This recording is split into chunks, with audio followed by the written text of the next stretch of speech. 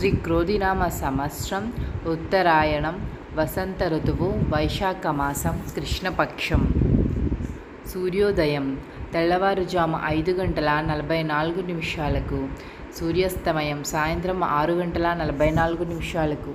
తిథి చతుర్దశి రాత్రి 7:57 వరకు. నక్షత్రం కృత్తిక రాత్రి 9:17 వరకు. వర్జ్యం మధ్యాహ్నం 12:36 నుండి మధ్యాహ్నం 2:08 వరకు. దుర్ముహూర్తం ఉదయం 11:48 నుండి మధ్యాహ్నం 12:40 వరకు. రాహుకాలం మధ్యాహ్నం 12:14 నుండి మధ్యాహ్నం 1:52 వరకు. యమగండం ఉదయం 7:22 నుండి ఉదయం 8:59 వరకు.